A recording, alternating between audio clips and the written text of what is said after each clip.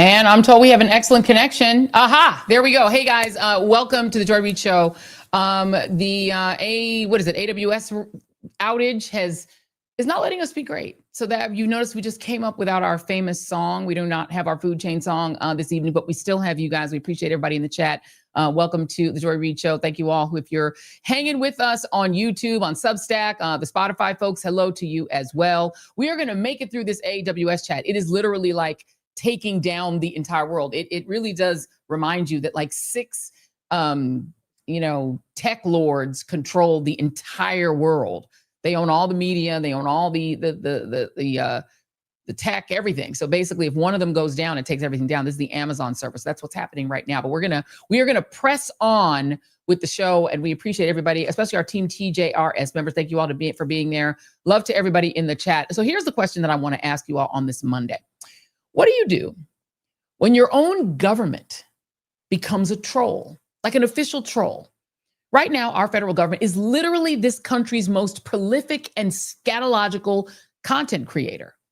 Every federal agency has an ex-Twitter account and social media accounts and likely a Truth Social account, even though no one reads it except Donald Trump. And what they primarily use those accounts to do is to troll individual Americans and to distribute propaganda. That's what they do. And literally trolling individual American civilians. I want to show you guys a really amazing video that shows you an assortment of the No Kings. Oh, actually, before I get to that, I want to show you guys what we're doing. Even before we get to No Kings, I want to show you guys what's happening to your White House. This is what they're doing with your property. This is the state of the White House right now for Camille. This is A0. This is from the Washington Post. It's showing you that they've begun demolishing the East Wing facade of the White House that you own. Your property is now being demolished by Donald Trump because he wants to build his $200 million fancy, actually $250 million. Sorry, I'm selling it short. To build his $250 million ballroom, he is wrecking part of the White House. I'm not sure how much, if this kind of demolition has been done on the White House in 100 years. Like they're literally demolishing parts of the White House. We're going to try to get that video up for you, but be patient with us on tonight because we don't necessarily have all of the bells and whistles because of the damn outage, but change streams too. Oh, yep. And we changed stream. We're doing a whole different thing. We're using a whole different technology to bring you guys the show tonight. So be patient with us. We're trying to make it work. A lot of people are saying in the chat that a lot of your social media is down. It's been hell. But if we can pull it up, you'll see that the White House East Wing is now basically partnering a demolition site. Because Donald Trump needs his $250 million ballroom. Like he has to have it. Camille, do we have that? We don't have it. We don't have it. It's okay. If we don't have it, that's fine. But I want, oh, wait, we got it. We got it. Let's see. Do we have it? Here it comes. Oh, okay. We're going to leave it alone. Trust me when I tell you it's hideous. I'm going to actually turn my laptop around so you guys can see it on here. Let me just turn it around. Let me just turn it around for you. Okay. I don't know if you guys can see that, but that is the state of your White House. I'm not sure if that is visible to you. You got it? Y'all see it? Oh, too light, too much light, too bright. But anyway, it looks like hell. Okay. Now I just want to show you guys some of the No Kings protests over the weekend. And thank you all for tuning in. Those of you who tuned in to our super coverage, myself, Don, Jim Acosta, we did our super show. It was really fun. 4 hours of live streaming, which I personally believe was better than the coverage that you get on mainstream media. But let me show you guys just a compilation of the No Kings protests.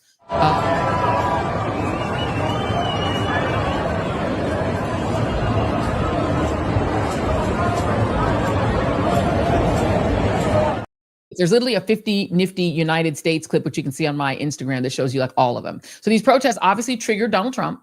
And this is what he had to say when his minions in Congress and his spokesperson had said they had promised him that this would just be small, unimportant, anti-American terrorist, expressions of the Hamas support. Instead, they were like joyful, peaceful, lots of fun animal characters, which we love. So let's play a little bit of A2, which is one of my favorite clips from it. If we have it, you guys got to be patient with us with these clips, and we'll see if they come up. Let's see if Camille can get these clips up. This is the Frogs for Peace. This is A2. If we have it. Oh, we may not. Don't see A2. Sorry. Oh, all right. Sorry, we don't have it. All right, we're going to move on. The biggest content creator troll of them all, of course, happens to be the Twitter accounts of the president and the vice president of the United States, as well as all the federal agencies that they control. Now, Donald Trump on camera, I won't even try to pull it up. He basically said no one was at these protests. They were small. They were unimportant. But then he added that he's like, but I'm not a king. He's like, I'm not a king. These protests were small. They were unimportant. Let us see if we have A4. A4, which is...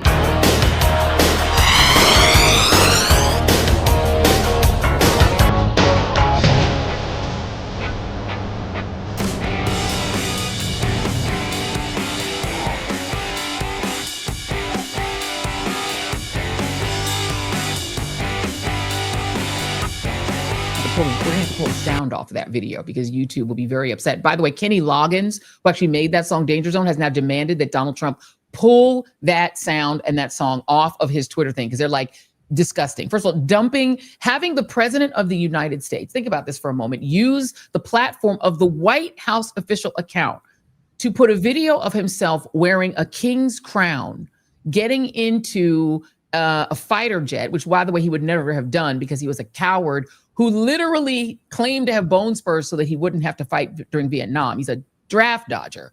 So the draft dodger president gets in, supposedly using AI, into a fighter jet and shits literally on the American people. And the guy in the front that you see there is a content creator named Harry Sisson. He's a young guy who's now getting trolled by the vice president of the United States. I just want to, again, make this clear to you. You had the president of the United States, first of all, say, I'm not a king, but then dress himself up as a king in an AI video, post a video of himself as a king shitting on the American people and specifically on Harry Sisson. And then JD Vance goes on Twitter and trolls Harry Sisson. So again, this is why I'm asking you this question. What happens when your government is basically a trolling outfit? It's not a government anymore. All they do is troll.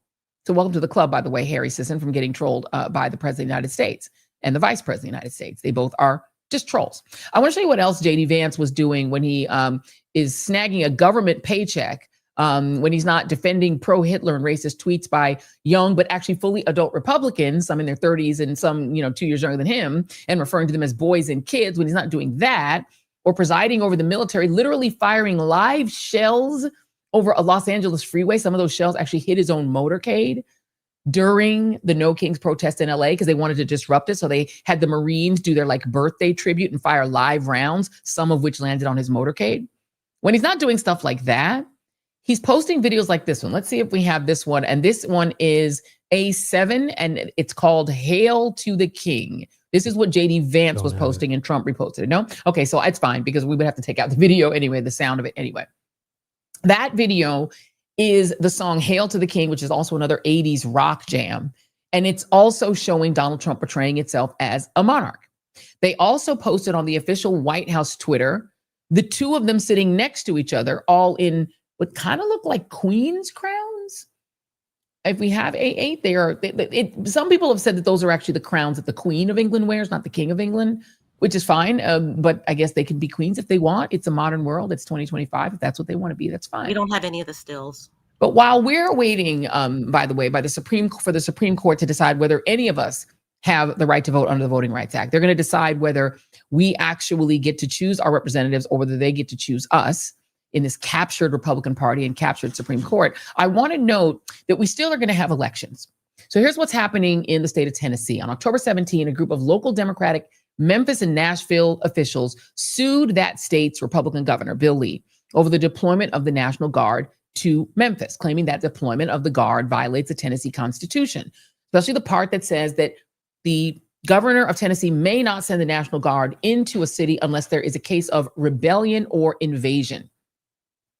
And then only when the General Assembly of the state of Tennessee has declared by law that the public safety requires sending the National Guard. None of those conditions apply. And yet Governor Lee not only sent the Guard into Memphis, but I don't know if we have this clip of him saying how long he believes the protests are going to last. Do we have that video? That would be, I'm going. It's B1. Do we have B1? We've just begun. We do know that this is going to last for months, and we have just begun. In fact, I will tell you that it will last forever, because what we believe will happen is the numbers of law enforcement agents from different agencies will change depending on the mission at the moment. It'll be mission dependent. What we find this week will inform what we do next week. But we know that the surge that has taken place currently, that surge will diminish at some point.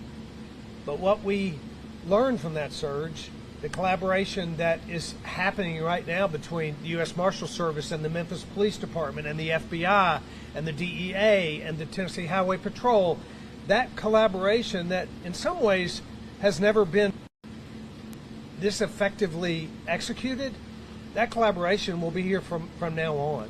So this operation in some ways may never end. It'll just change in its scope as we execute through the mission. And obviously the goal is to minimize, if not approach, the elimination of violent crime in the city of Memphis. Do we have our guest? We can bring him in if we have him. Representative, we are going to talk with Representative Justin J. Pearson of the great city of Memphis, Tennessee. Y'all let me know when he is on. But that is actually a pretty frightening statement by the governor of the state of Tennessee, effectively saying that they are going to have a permanent occupation of the city of Memphis and the city of Nashville. And what you need to understand about Nashville and Memphis, especially Nashville, is that Nashville actually is the economic heart and soul of Tennessee.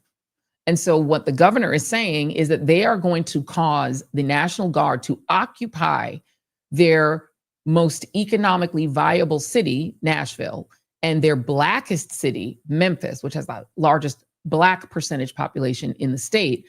And they're going to occupy them, according to the governor, permanently. We don't have Justin J. Pearson yet, so let's move on, because I also want to talk about the state of Texas, because that is also a state where we're going to, and by the way, Justin Pearson, who's one of the Justins, you guys remember the Tennessee Three, Justin Pearson, Justin Jones, I'm gonna, oh my goodness, I'm gonna forget the third name of the sister. That's the lovely lady who was the third member of the group. He is running for the United States Congress. That is what he is doing. So we're going to talk to him in a little bit. But let me move on to Texas really quickly. District 18, which we've talked about a lot on this show, which was created as a result of the Voting Rights Act of 1965. If you'll recall, we talked about it a lot on this show. It was first held in its present form by Barbara Jordan, the great Barbara Jordan, legendary Barbara Jordan. Mickey Leland, Sheila Jackson Lee held the same seat. Also, Sylvester Turner, the former Houston mayor, held the seat. That seat is facing a special election on November 4th. And early voting in the state of Texas actually begins today. That goes all the way through November 4th. So that seat is really critical. There are a bunch of people running for the seat. There are actually 16 candidates who are running for the seat in District 18. And if you will recall, what's being done to District 18 is that it is being effectively merged with District 9, which is another historically Black district in the Houston area. They're kind of merging them together, moving the centers of them around. You saw those maps, and we told you what was going to happen with the district, with District 18 and with District 9, because what Texas Governor Greg Abbott has ordered Republicans in the state to do on Donald Trump's orders is to shrink Black representation down to 1 or 2 seats from the 4 they currently have. They want them to go away. This is going to force whoever wins the District 18 seat to then compete again against Representative Al Green, the liberated Democrat, one of our favorites on the show as well, because his district is basically being scooped out and most of those voters dumped into District 18. They're being kind of merged together. So what will happen is this special election will happen. And then the winner of that race will have to turn around and run again against Representative Al Green. He's got high approval ratings, forcing the two to run together. It's sort of like a game of Survivor to try to make sure that there is less Black representation that we have now. Isaiah Martin, if you guys know him, he's been on the show, one of our favorite social media guys. He's also running in the seat. There's 16 people running. It's a special election. Y'all let me know when our guest is here, because this is one of the first tests of the electoral prowess of District 18 and what the future will be. And joining us now is Jolanda Jones, Representative Jolanda Jones, who is the person who came on this podcast and explained what was going to be done to D18. She's now running for Congress in that seat. Representative Jones, great to see you. My Hey, hair Joy, plant. how are you? I'm good. I'm good. I'm good. So let's talk about this race. Was I correct in saying early voting starts today? Yes, started this morning, 7 o'clock, 7 to 7. So 16 people running for the seat. How do you distinguish yourself other than the fact that you were the sister who brought the maps and explained to the country what in the hell was being done to D18? So I think that is one thing that distinguishes me is that and when you contacted me, you reached out to me, I told you, hey, there are these maps. If I show you the maps, you will see what I mean, because I'm a visual person. And once I showed you those maps, you were like, oh my God. And you, I think, broke the story down to the minutia to the world. So that distinguishes me, because I believe that knowledge is power and details are power. And I was the only elected official in Houston or Harris County that hosted redistricting emergency town halls before the sham hearings to educate the people in Texas 18 and in House District 147, because I am currently the state representative, about what they were doing, so that they could see with their own eyes that they're literally trying to eviscerate Black and brown representation. So that's one thing. Yeah. Go ahead. Well, I want to ask you, I mean, to me, the most offensive piece of this is that, let's say you win this race, you've now been elected, you are the, representative elect for D18. You then now have to run again, effectively against another sitting member. It's pitting Black power against Black power. I mean, to me, that seems incredibly offensive, but talk about what that calendar looks like. When would that next race have to happen? So I'm just going to claim it. When I win, I'm just going to claim it. I will be the sitting congressperson for Texas 18. If the maps are not stricken down by the courts, and that's before the courts now, then it would cause Congressman Green probably to run for Texas 18, because they have shrunk Black representation in Texas. They combined 30 and 33, which are Jasmine Crockett and Mark Veazey, and they combined 18 and 9, right? So they are literally trying to wipe out 2 Black seats at a minimum. So I'm going to hold my fingers crossed, because in Louisiana, they struck down maps. Mm-hmm. So I'm hopeful that they will strike down these maps. If they strike down the maps, there will be no clashing. But it won't be for lack of effort on the Republicans trying to steal some damn seats. And let's talk about what you want to do for the district, because one of the things that I really love about what you did, Representative, is you also explained like what the economics of D9 and D18 were, and the attempt to steal the economic heart of both of those two districts. Yeah, talk about that. Talk about it. So Texas 18, for the record, for people who want to know who was sat in Texas 18, Barbara Jordan, your soror. Texas 18 was created in 1973. Barbara Jordan, then Mickey Leland. The whole world knew Mickey Leland. Then Craig Washington. And people know Craig. He was a tremendous trial lawyer. Then Sheila Jackson Lee. Everybody knows Sheila Jackson Lee. Then Sylvester Turner. He wasn't there that long, but he was a former mayor of Houston, and he also was a state rep. My point being, at a minimum, people know that Barbara Jordan, Mickey Leland, Craig Washington, and Sheila Jackson Lee were freaking fighters. Yeah. That's what in the hell they did, right? They were fighters. And I am a fighter. That is what I did when they sicked the FBI on me, when they sicked the Texas Rangers on us, when they tried to fight, or when they found us close to $10,000, which, let me be clear, I'm fighting that because I believe them to be unconstitutional. That is just not good. Insofar as the economic engines, Joy, what they did in 30, where Jasmine Crockett is, they literally took out Love Field Airport. That is airports are economy drivers wherever they sit, right? What they did in 18 was they took out Bush Airport, which, if you've flown to Houston, it's the biggest airport. Bush Airport has always been in 18.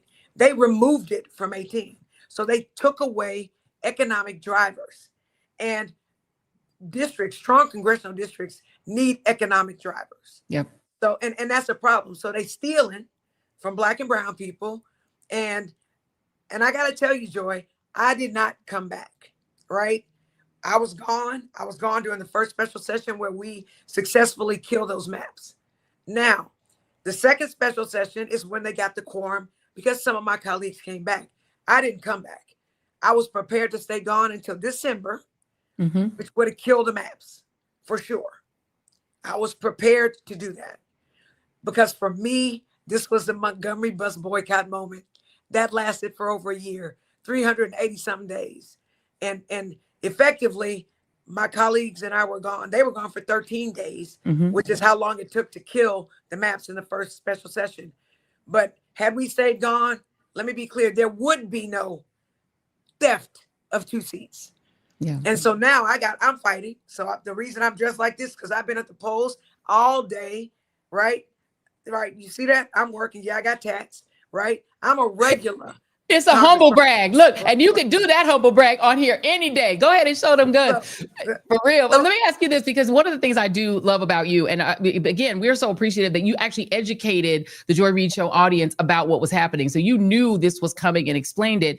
But you also, I feel like in this moment, what I think people are looking for is authenticity. That's why we love it. We love the outfit. We love the fit, but also the fact that you're a regular person who understands struggle and who actually understands the economic struggles that keep a lot of people from voting, that keep a lot of people from feeling hope because they're like, my lights are off. I don't know what to do. Can you just talk about the personal reasons that you are in politics and what you want to accomplish? I was just telling someone, so here's the deal. My parents met like they do, and you hope your life's going to be like a fairy tale. Well, my parents were very young when they met. My dad enlists in the Marines, goes away to Vietnam, doesn't come back the same as what we now know as PTSD. Cried all the time, never cried before he went to Vietnam, and blew his brains out. I was in the room with my dad when he blew his brains out. Traumatizing, but I've had a whole bunch of mental health counseling, just so you know, so that I could try to get through that. But effectively, what that did to my mom, who only ever aspired to be a homemaker. Yeah. All of a sudden, she's got a kid, right? She's got a kid. And so I was in a single parent household. So I was the oldest of 5. My mother's checks didn't last from paycheck to paycheck. My mother got a social work degree from the Texas Southern University. Couldn't make a living. Ended up working a government job, the post office. Was a letter carrier. Management harassed her entire career. She ended up being a union steward. And she was getting them managers back.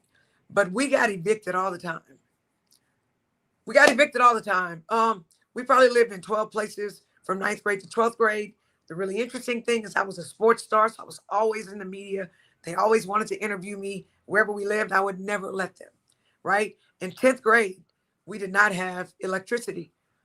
So we were using candles.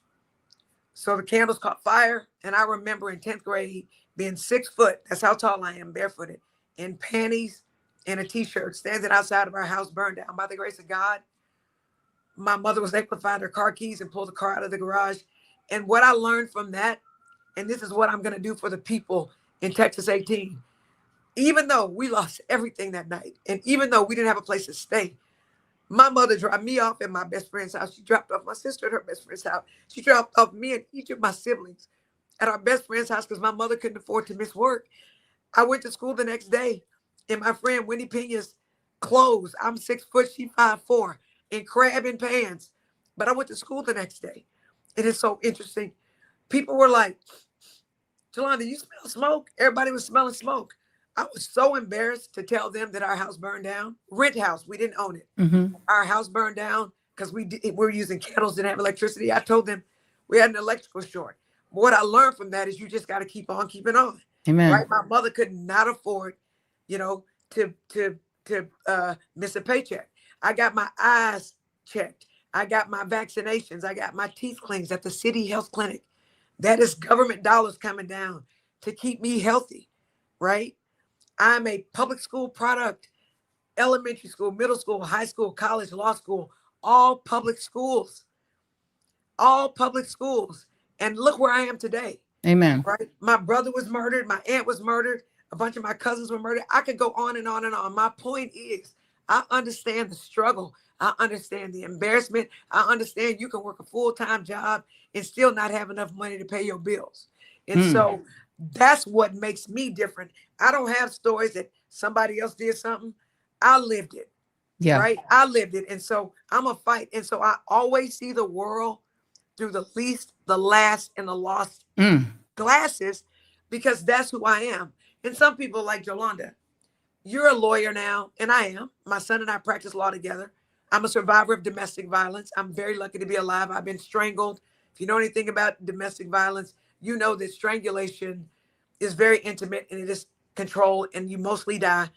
God intervened and I didn't die. But let me be clear. Even though I'm a successful lawyer, I come from a union family. My grandfather was union. I'm a dues-paying member of the Texas State Employees Union because I believe that unions are as strong as their dues-paying members, which is why every single solitary time the Republicans try to take away automatic pay into your union dues, I vote against it because they are trying to get rid of unions. And this is what I learned from having a mama who was a letter carrier.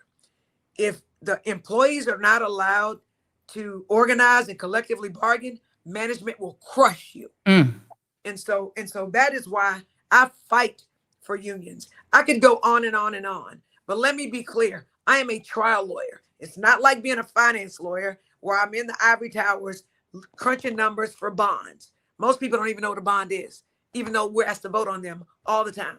I'm not a lawyer who's a county attorney, right? Where I literally spend hundreds of millions of dollars every year to hire law firms to fight for county issues and then say, I beat you, when law firms are actually handling it. You're not in court. Those law firms are. I'm a trial lawyer. My clients are the little guy and the little girl.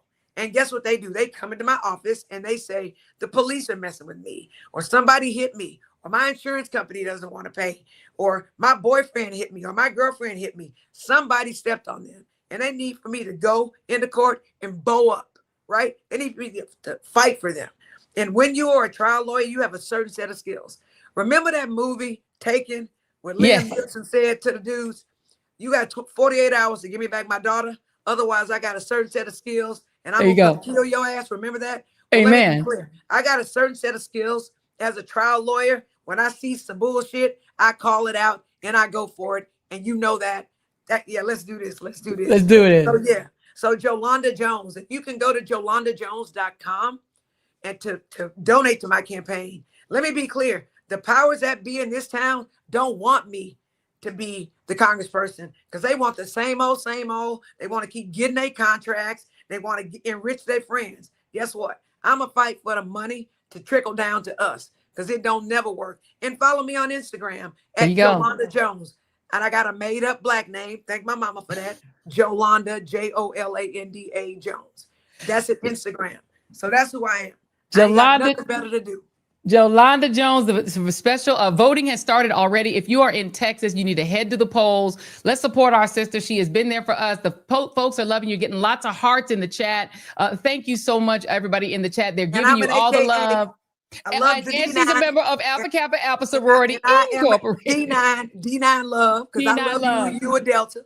There we go. And look, we're across the D9. It's all D9 love. Y'all, D9 love. Please support this wonderful AKA. We love her. We appreciate her. A friend of the show, a sister of the show, and my hair twin. All right. Thank you very much. State Representative Jolanda Jones. Thank you very much. Y'all go ahead and support her at Jolanda Jones. You can find her on all the Instagrams. You can find her on all the things, all the hearts in the chat.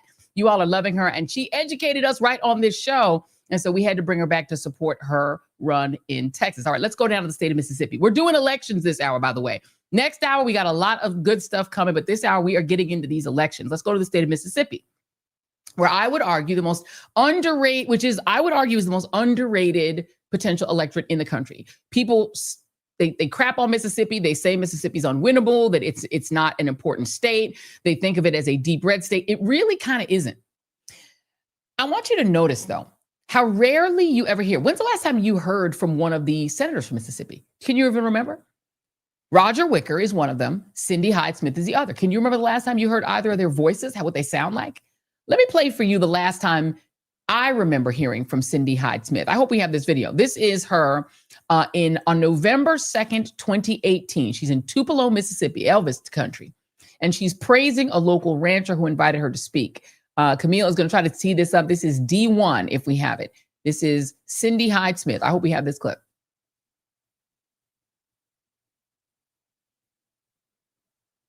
Here we go. We're gonna try to find it. It's memorable because it. I would fight a circle song for me if he invited me to a public hanging and be on the front row. Now, I didn't understand what she said. She said if he invited me to a public hanging, I'd be on the front row. Y'all do realize that Mississippi is the lynchingest state in the union, right? It is the state that lynched more Black people than any state in the union. And that is what she decided was a good idea to say, that she would be front row if she was invited to a hanging, which is AKA a lynching. That's the last time you heard from Cindy Hyde-Smith. Now, the time that she said that, she was actually in a runoff against a Black Democratic challenger, former congressman and U.S. Agricultural Secretary during the Clinton administration, a guy named Mike Espy. Do you remember his name? Comes from a big funeral fortune in DC, in Mississippi. Now, she refused to comment much about her statement, other than saying it was an exaggerated expression of God. And it's such a Southern term, an exaggerated expression of God. That's what she had to say about what she said. Again, in the most lynchingest state in the union. Well, she did end up winning that seat, Cindy Hyde-Smith, but she won it by a lot less than you would think. I think a lot of people believe that, there we go, actually we have it. This state, which we think of as a deeply red state that no Democrat could possibly win. Let's put that up, just leave that up for just a minute. I want y'all to take a look at this. She says the lynching comment, the pro-lynching comment, she ends up getting only 399,995 votes. That is a very small turnout. That is 41.25% of the vote. The Black candidate, Mike Espy, he got 40.9. That rounds up to 41. It was effectively a tie race, similar to Donald Trump's margin over Kamala Harris. That's how close Mississippi was in 2018. Then when he loses that race, Mike Espy, then he files to run again in 2020. He says he's going to try again. And this was in the runoff. In the runoff, it was a little bit further out. He then runs in 2020 and Mike Espy comes close again. This time, it's now super Trump time, right? Mississippi comes out, almost twice as many people come out and vote. 709,000 votes for her, that's 54%, but Mike Espy gets 44%. And again, I think people think that Democrats get like almost nothing. That is not the way things worked out. She is now facing yet another Black opponent. His name is Scott Colum. He is a local DA in the state of Mississippi. I don't know if we have it, but he spoke back in September at an event in which he so you can kind of hear what he sounds like. Let me know if we have that video. Reparations for people of African descent in America is long overdue. We don't want a piece of freedom. We want the whole package. The city of Evanston. That's not it. That's all right. Scott Colum, and we've had him on the show. We talked to him briefly. I don't think we have him tonight. I think we're having some issues. Everyone's having issues, by the way. I'm just going to let y'all know, you got to give us some grace. There's some issues. Everybody's having issues right now. Justin Pearson was having some issues. We're having some issues also with Scott Colum, but he is now running against her. Oh, we do have him. Oh, here he is. Let's bring him on. Scott Colum is. God bless the Mississippi Delta. I'm so proud to be here. Need pay raises and the cost of living not going up, grocery bill, all that, and then you got the elders too right here. A lot of stuff has been cut out for them, they need help. What matters is equality. The roads here in Mississippi are horrible. Just more job opportunity. Advanced technology is going around. I think Mississippi is missing it. Education should be on the top of the list. Okay. Especially for Mississippi. So a part of my platform is no income tax for teachers. How do y'all feel about that?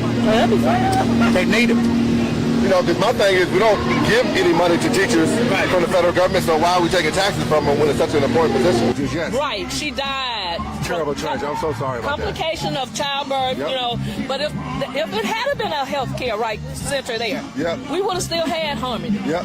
So yes, we need those type of things. And the only way we're going to get it is that we have voices. Yep. What matters to me is our people being taken care of. It matters to me that we have a voice at the table. Yeah. And that's most important.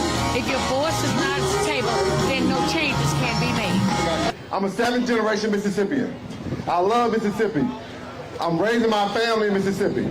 And I think that the Mississippi Delta needs a United States Senator, just like Congressman Thompson, that fights every day to bring resources back to this community, who loves our community more than DC politics. Mississippi matters. Thank you so much. All right. Mississippi matters. Thank you, brother. Thank you. Mississippi matters. Thank you so much. Have a good meeting. Mississippi matters. I appreciate you, man.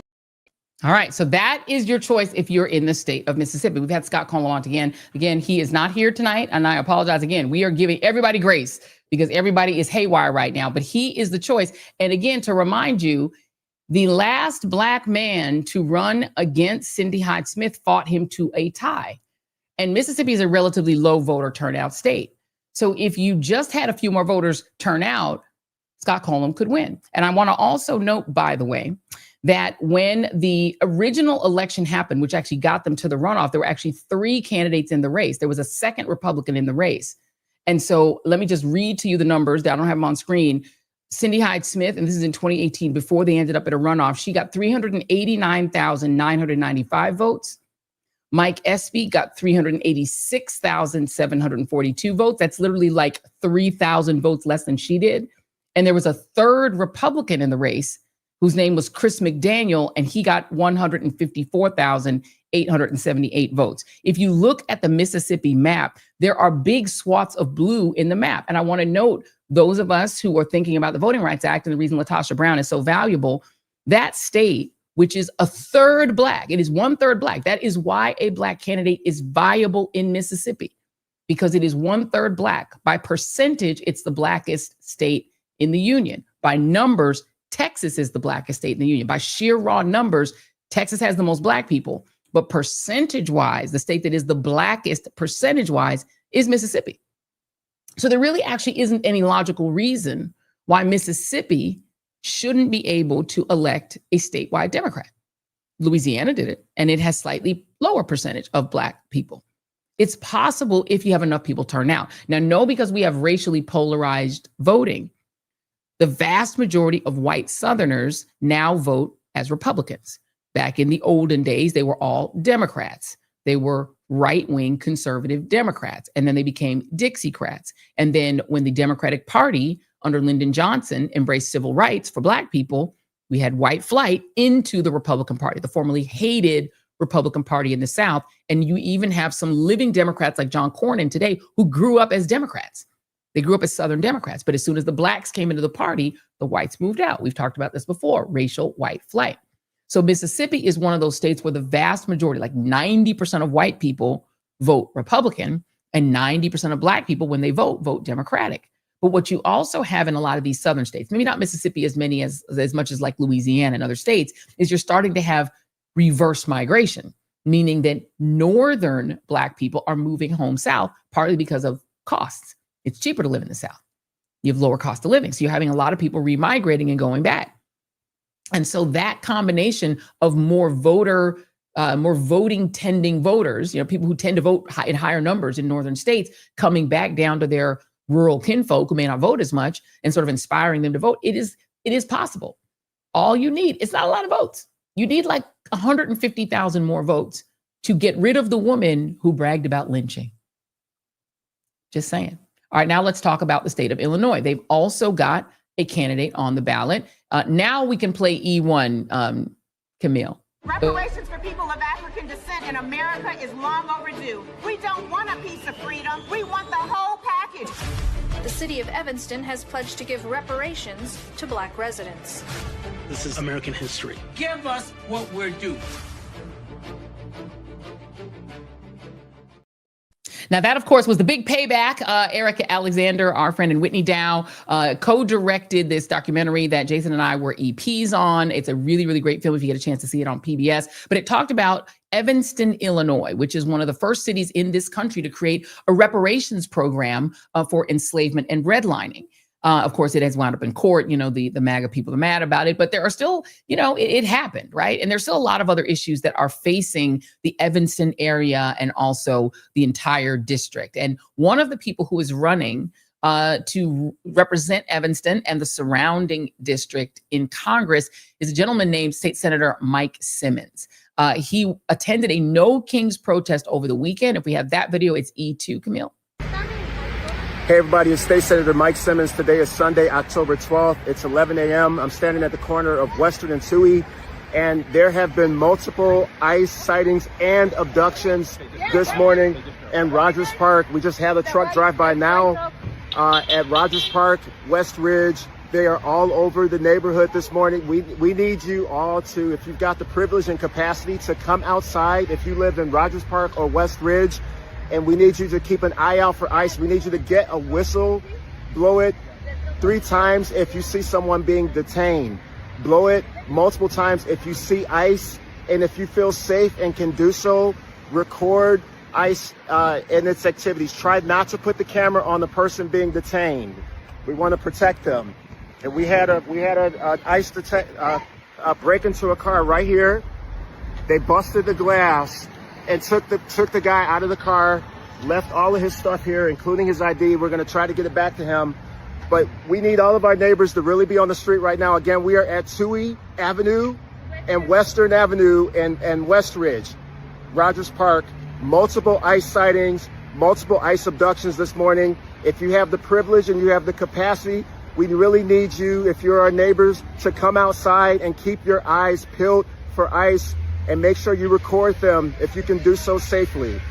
Go to Protect Rogers Park online if you want to tap in more to plug into activities. And there are multiple mutual aid rapid response groups that have cropped up that are out here.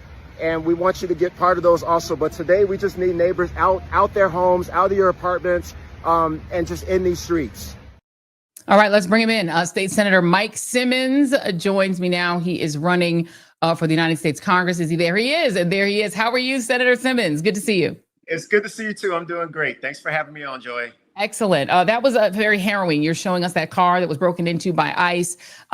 Is that to you the main issue facing voters in your district? And tell me that and what else is inspiring you to run? Yeah, so I'm proud to be running for Congress in Illinois' 9th District. It's where I was born and raised. I grew up in public housing in this district. And I'll tell you, those ICE raids that happened last week happened all across my area. I currently serve as a state senator, where I'm the first openly LGBTQ person to ever serve in the Illinois Senate. Right outside of the 3-flat public housing building where I grew up is where ICE violently detained a WGN news reporter. I mean, yes, it just... We have that. Mm-hmm. Yeah, you saw that video? Yes.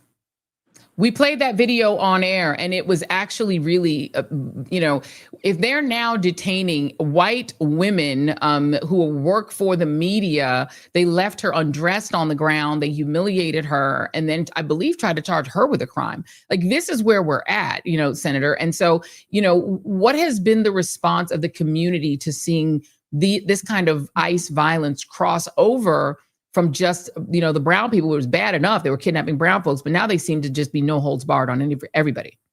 Yeah, people are outraged. I mean, all across the far north side of Chicago, where I represent the Illinois Senate, people have gotten in these streets and they're starting their own rapid response networks. They're policing the federal police. That's really what we've seen.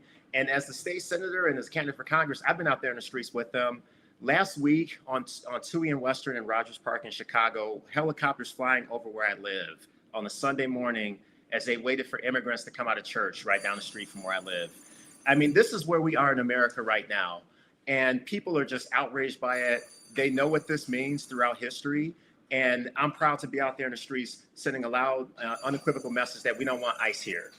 What did you hear when you were out at the No Kings rally? What were people telling you they want to see done?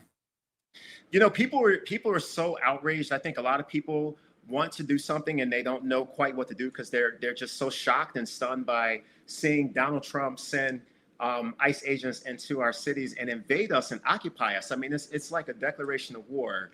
And, civilians, right, are being attacked here. We've seen people that are U.S. citizens being rounded up. We've seen African-Americans in Chicago where they went in South Shore and raided an entire building and pulled people out of there who were U.S. citizens. And we're seeing undocumented immigrants children being taken away from parents. People are absolutely outraged, and they want people running for office who are going to do something about it and not just appease the kind of centrist milquetoast Democrats that we see that consistently fail us and are part of the reason why we end up where we are today. Yeah. How many people are running? How many people are in your race? You know, it's a first time we've had an open primary in the 9th Illinois district in 30 years. So a lot of folks have stepped up, but I'm proud to be one of the top candidates in this race. You know, I'm talking about housing for all, healthcare for all, talking about bringing an end to the military industrial complex where, you know, Donald Trump is being able to make this budget and pay for all these ICE agents to come in here and terrorize us. I think we need to use that money for healthcare, housing, transit, and a pathway to citizenship for people that keep our society running. Just like my dad, who came over here from Ethiopia as a refugee, met my Black American mother, and here I am, right, representing everybody in the Illinois Senate and running to make history in Congress. So we're taking it to the people, and people want to see hands-on leadership right now. They want to see elected officials and candidates who are not afraid of the people they represent and will be in the streets. Wait a minute. You don't think that we should be spending money on 2 new cushy planes for Kristi Noem and a $250 million ballroom for Donald Trump? You don't think that those are top priorities? Hell to the no, no way. It's outrageous to see where the priorities are right now. And, you know, even as I run for Congress, the whole language that I use to talk about what we can do in Congress is different from what people typically hear. It's not the same old from just mainstream Democrats who are sitting on their hands and they're not fighting the way we need right now. And, you know, I'm running to make history as only the first openly LGBTQ person to represent any of Chicago in Congress. And I'm sorry, but brother, that is crazy to me. It is the year of our Lord 2025. You're telling me there has never been an openly LGBTQ representative from your area? That is wild to me. Never. But we've been here. We've been here for since the beginning. And I mean, it feels so slow. It feels like sometimes America is an ancient country, but it's like 250 years old, but we're so behind. We're so behind, right? And I'm also Black, right? I'm Black and I'm openly LGBTQ. And so, you know, in the U.S. Congress, there have only been 2 Black and LGBTQ members in the House of Representatives ever. And right now there's only 1. 5 years ago. Has there ever been a member of Congress with dreads?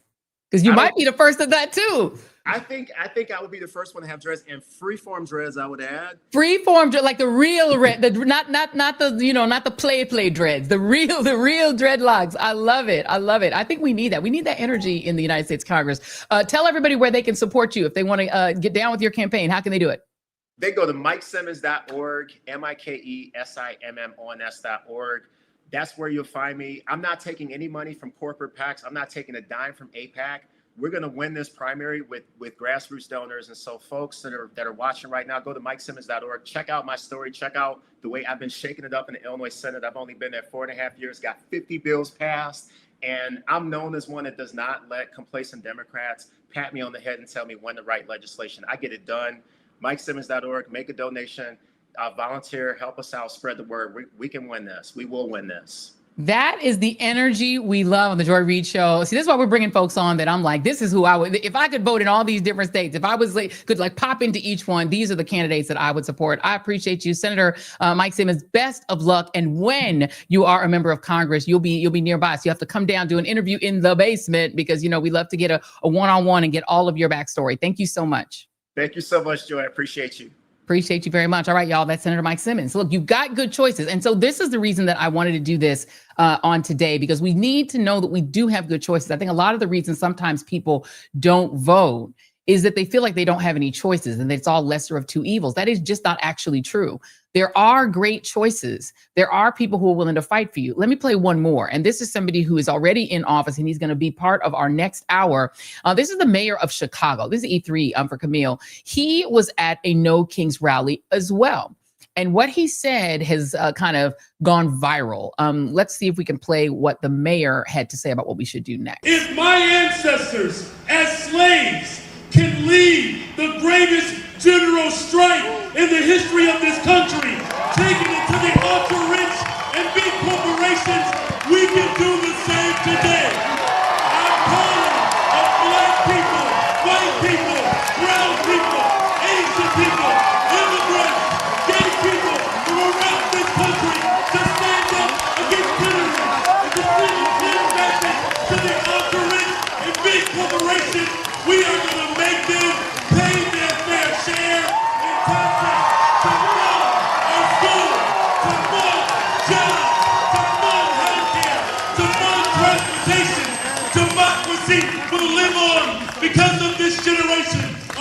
ready to take it to the courts and to the streets. Basically are, right? When we're seeing just the depth of the attacks that are happening, trying to roll back all those gains that were won through past struggle, that you were talking about.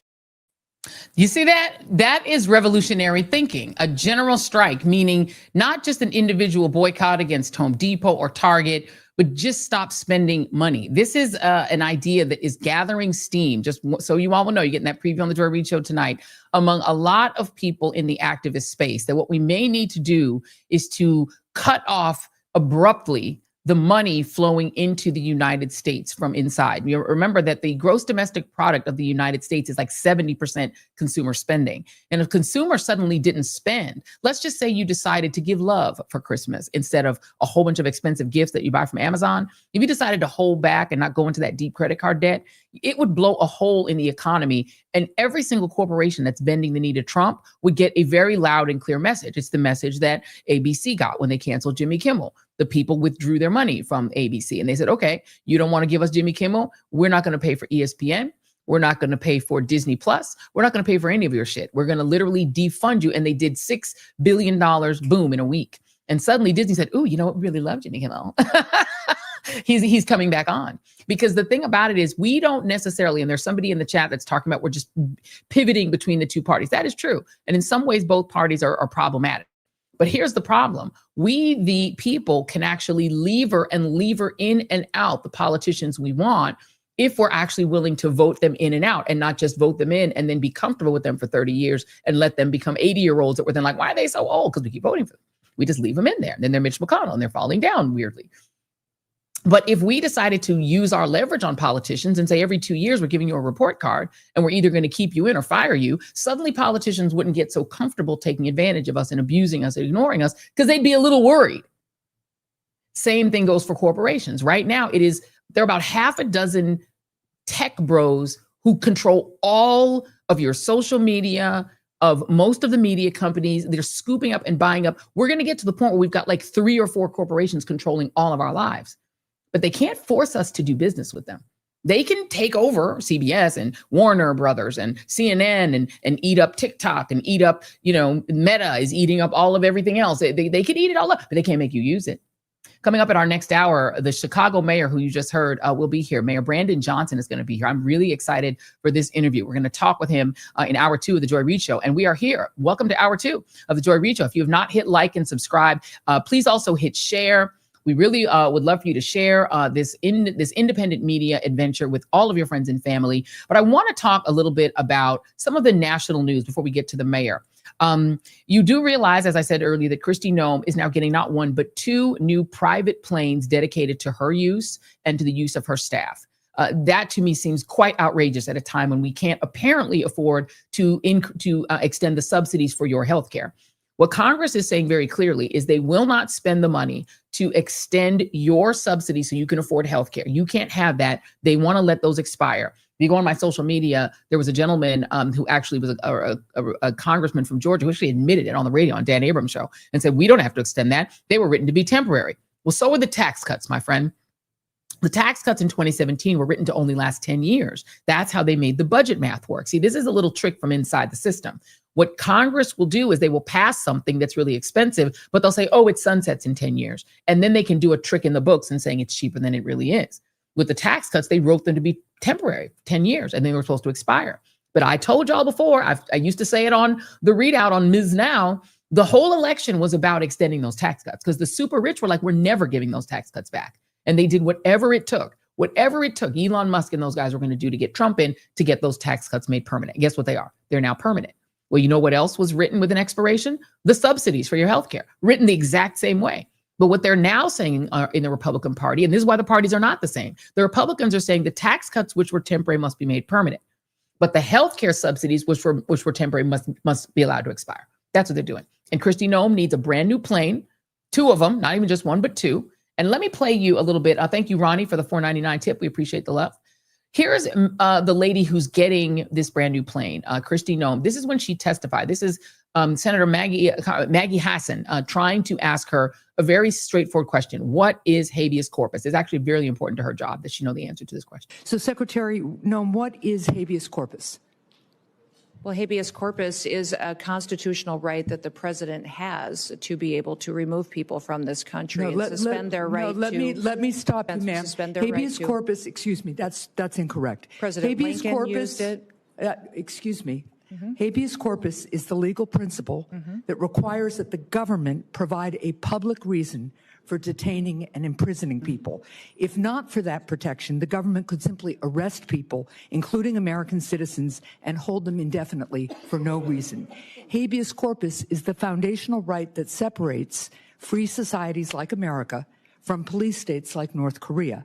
As a senator from the live free or die state, this matters a lot to me and my constituents and to all Americans. So Secretary Noem, do you support the core protection that habeas corpus provides, that the government must provide a public reason in order to detain and imprison someone? Yeah, I support habeas corpus. I also recognize that the President of the United States has the authority under the Constitution to decide if it should be suspended or not. It has never Let us be clear, though, it has that this never president... been done. It has never been done without approval of Congress. Even Abraham Lincoln got retroactive approval from Congress. So, Secretary Noem, what...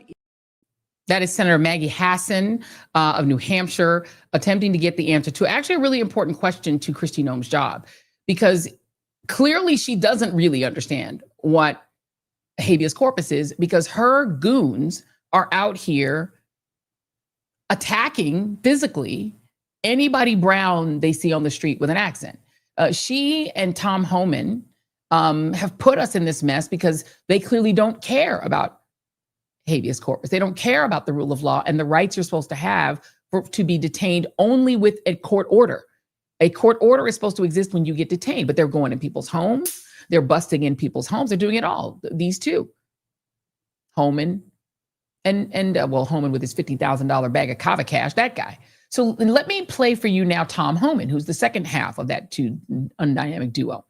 He was asked about the deaths of people in custody. Again, none of these people have been tried for a crime. They've simply been picked up on the street because they're brown. Tom Homan is asked, what about the ones who have died in custody? This is F3.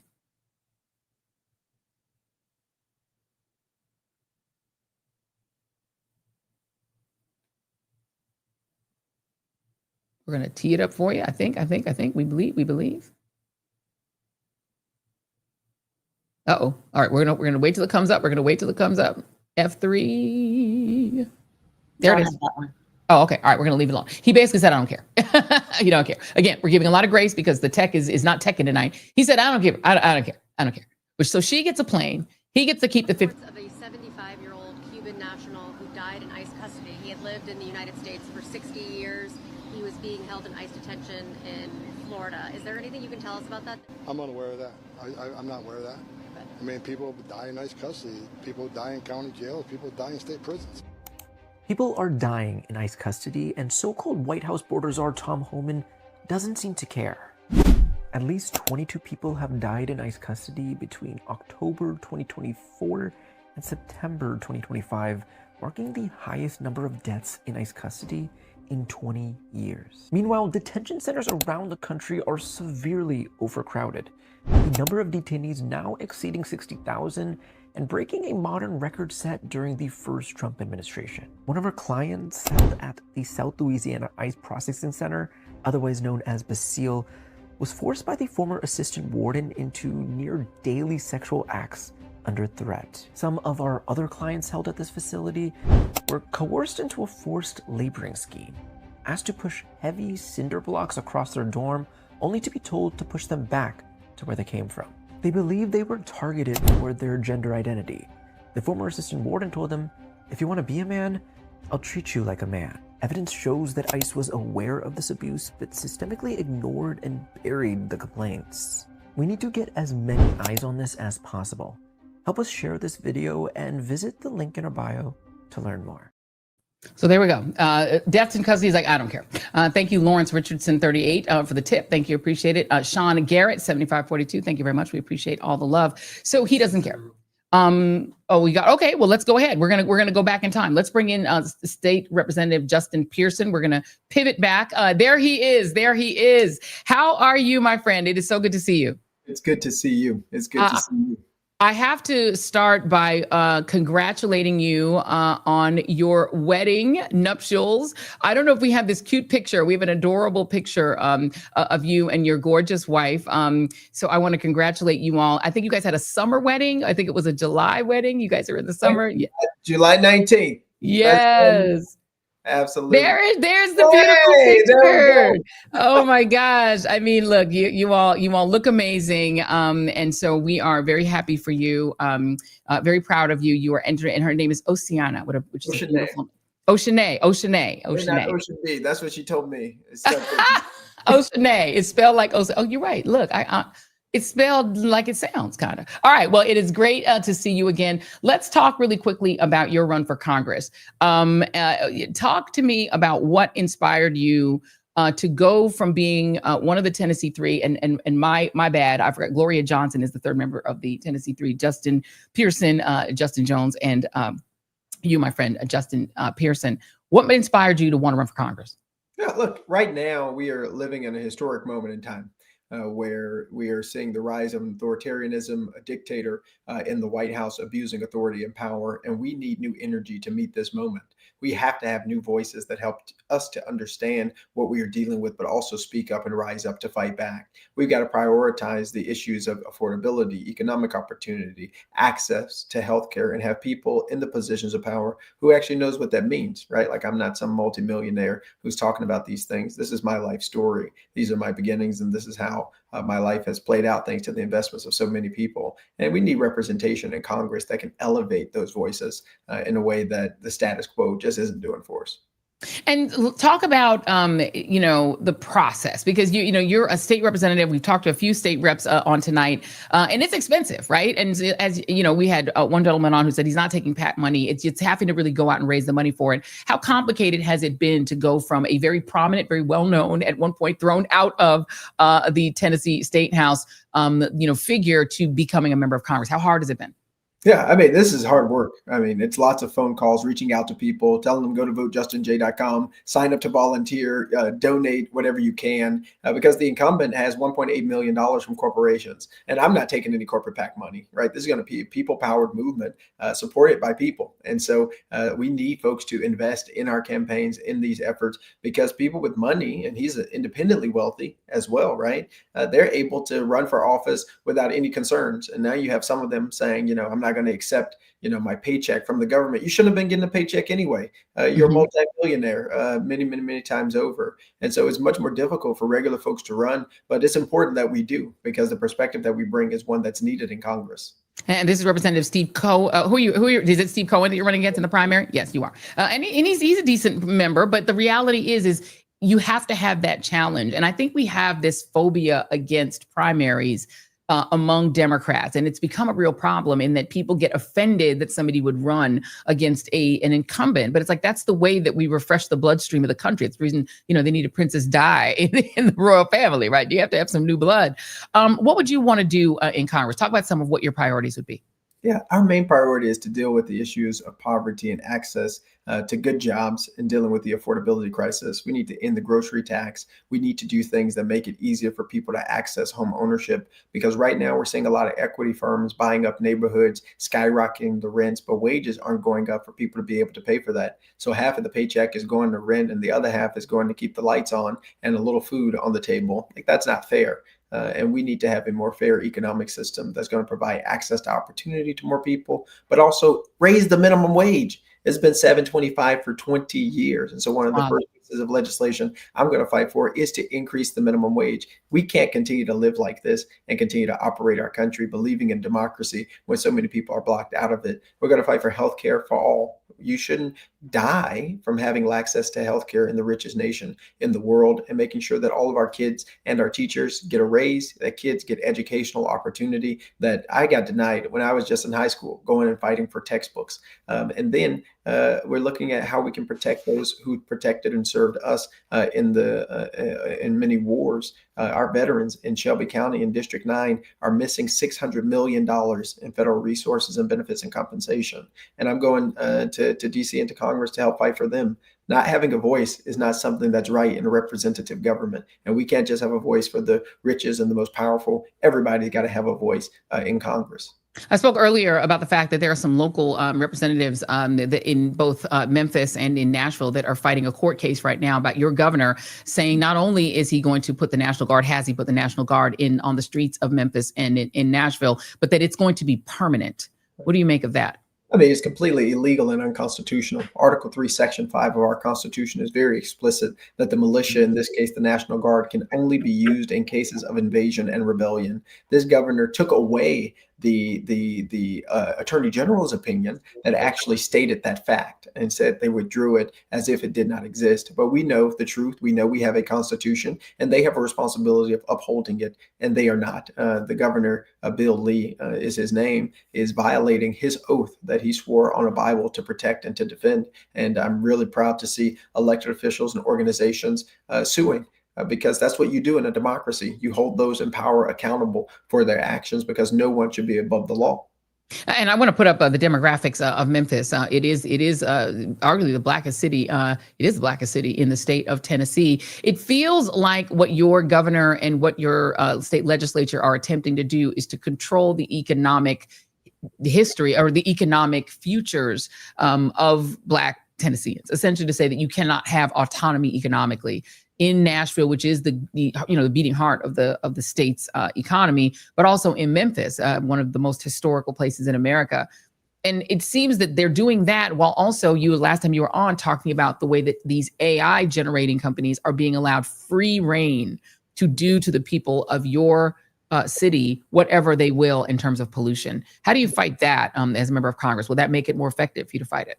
Absolutely. I mean, we have to realize our positions aren't just for legislative purposes. It's to use our influence to help create change, to build coalitions that help to topple a status quo that's really harmful. When 1 out of 5 kids in District 9 are living underneath the poverty line, or 37% of kids are living underneath the poverty line, and 1 out of 5 adults are living underneath the poverty line, we know we have to do something differently. But our system is set up and it is rigged for the wealthy. It's rigged for the extremely powerful to use against everybody else. And so you get the richest people in the world building a data center and illegally polluting XAI and Elon Musk for an entire year. Now you're seeing our governor working with Elon Musk to create a tunnel using public property as part of that for private benefit. Like, this is not the way that things are supposed to be. It's extreme radical behavior from Republicans that's really deteriorating our democracy and the view of checks and balances and the way that governing, if you had civics class, is supposed to be operating. And so we've got to return to some sense of normalcy and holding true to what we believe about the future, which is that a constitution needs to be respected by those who swore an oath to protect it,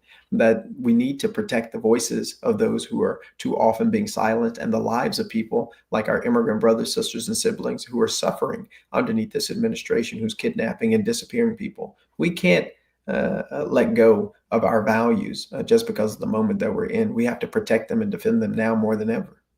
Let me ask you to close by giving some hope, because people, I think, feel pretty discouraged. I've been thinking a lot about this may be our last chance to stop this, because if the gerrymandered maps that Donald Trump has ordered go into effect, it will affect next year's elections. There are likely to be troops on the streets of every blue city during next year's elections. We may be in martial law next year. So this is kind of like, this is our shot, right? How do you get people to understand that you've got, if there was ever a time to use your voting rights before the Supreme Court takes away the Voting Rights Act, like, it would be now, right? And then tell us, answer that question, and then tell us how to support you and when the vote happens. Thank you. Well, you're 100% correct. This is the moment, right? For a long time, people have said we should be afraid for our democracy. We should be worried. And this is it. This is it happening.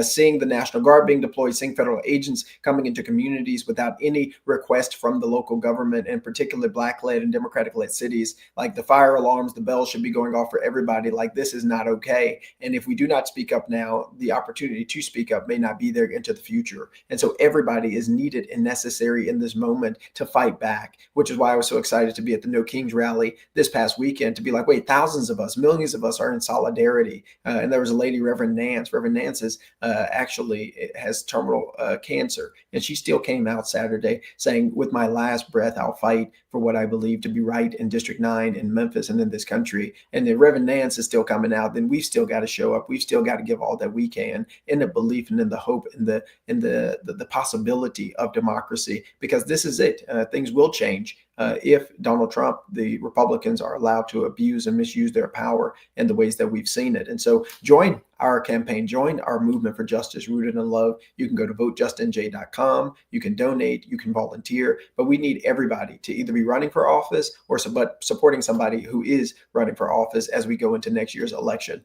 because everything is on the line, and we can't afford to do nothing. And that's my hope, us. State Representative Justin J. Pearson, one of our favorites. We appreciate you, fully support you. Hopefully people will get out and vote. There's that picture again. Yeah, that's one of the best ever. You all look so happy, and you deserve all the good things. Thank you very much. Best of luck. Come back anytime. Thank you so much. I appreciate you, Joy. Thank you very much. All right, y'all, you've got your assignment. If you are in Chicago, if you are in Illinois, if you are in Texas, you've got people to vote for. Don't go out there saying, and if you're in Mississippi, don't pretend like you do not have good options. We have presented you 4 incredible options of people that you can vote for to make a real change. Do it while we still have a Voting Rights Act, because John Roberts and them may get rid of the Voting Rights Act. By next year, we may be voting under martial law. We may not have the opportunity to have the elected officials of our choice if we don't do it now and get people into office right now who can force the United States House of Representatives to cut off the money so Donald Trump cannot continue bailing out Argentina. Why is he bailing out Argentina with our money? Why is he building a $250,000 million ballroom for himself? Why is he building an Arc de Trump? Why do we need that? Why does Kristi Noem get 2 new planes when you don't get health care? This is why people marched, because Donald Trump is out there posting videos of himself literally crapping on America. That is his message to America. I crap on you. I crap on your activism. I crap on your marches. I literally shit on you. And I am a king. He says, I'm not a king. And then he literally posts content showing himself as a king. This is why people march. Let's play F6. This is just Chicago. We showed you like the sort of the big picture. When F6 is ready, let me know, because Chicago was like one of the largest No Kings marches. I think it was 150,000 people just in Chicago alone. New York was huge too. But Chicago, where we have a current occupation by this regime, was one of the biggest. Let's play that real quick, and then we're going to bring in our special guest. We may not have it.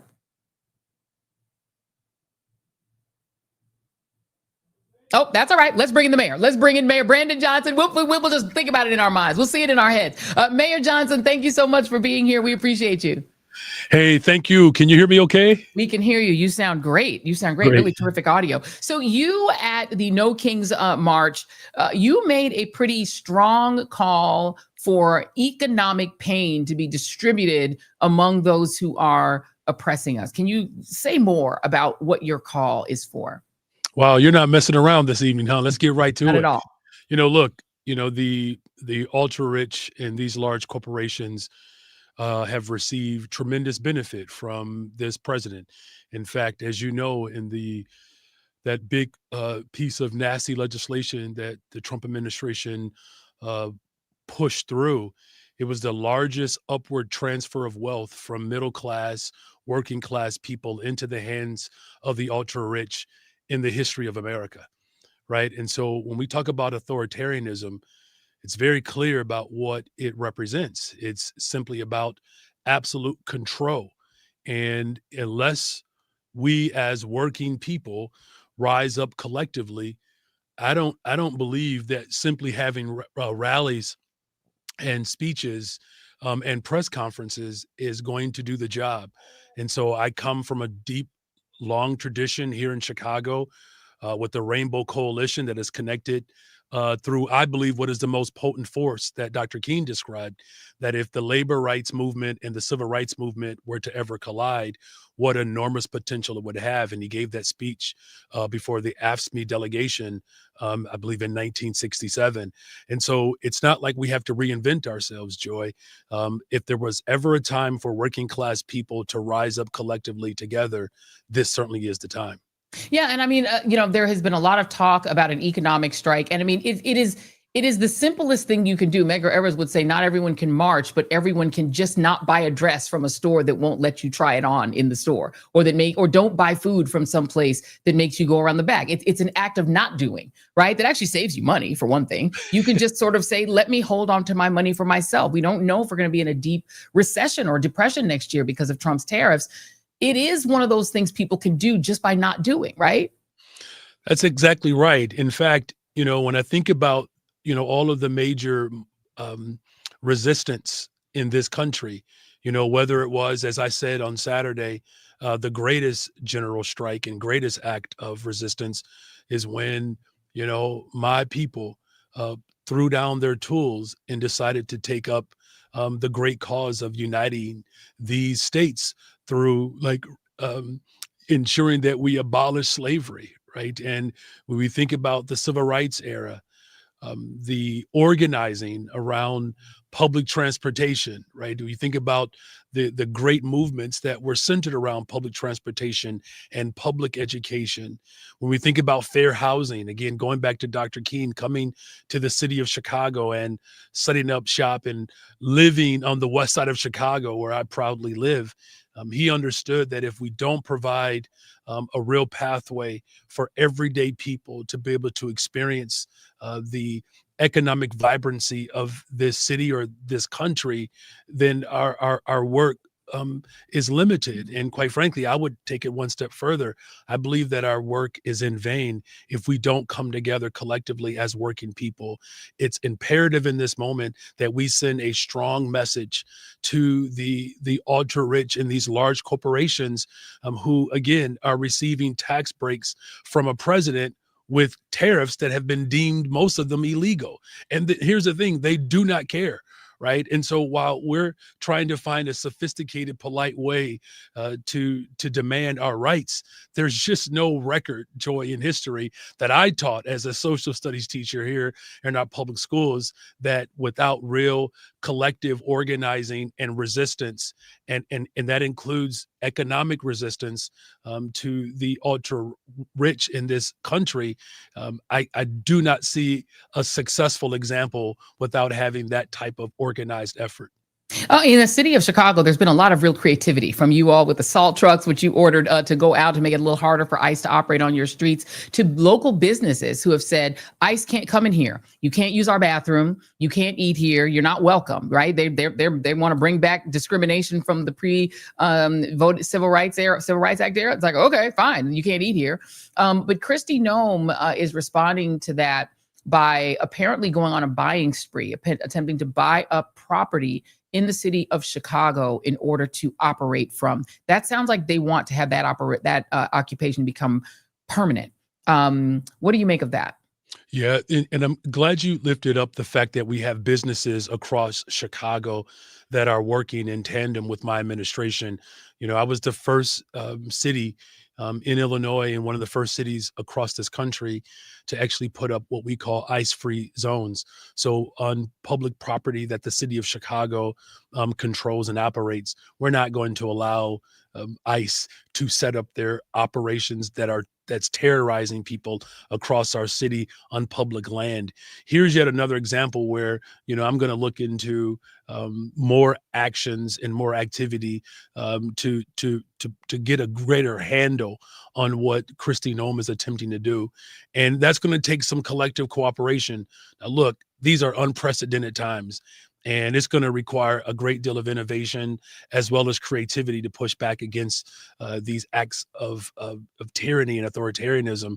But it is further example of how they will go well beyond anything that we thought imaginable to carry out this absolute, unconstitutional and terrorizing form of governance.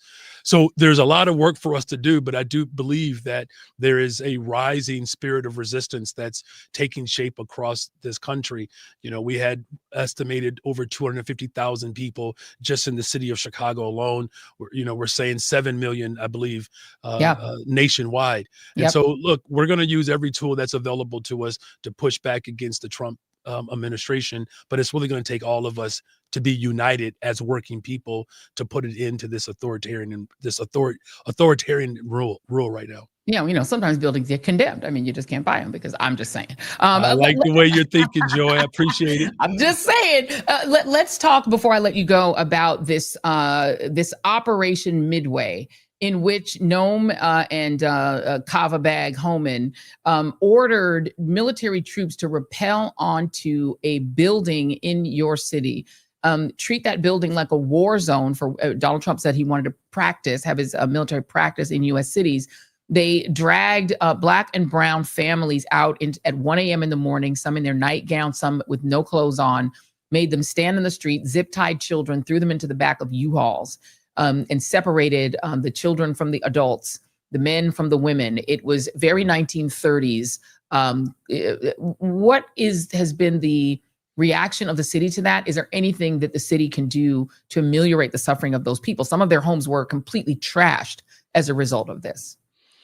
Yeah, this is, a moment in our nation's history in right here in Chicago, where, again, we have not seen anything like this. And the only way in which you can describe this is through authoritarian rule that we've seen in other nations. And, this is an incredible community on the south side of Chicago, the South Shore community, and these Black Hawk helicopters hovering over buildings. There was one Black resident who said, you had armed, masked men with long guns, staring her down in her face. And again, as you indicated, children being ripped out of their beds in the middle of the night, and some of them did not even have any clothes on. It was just absolutely just horrific.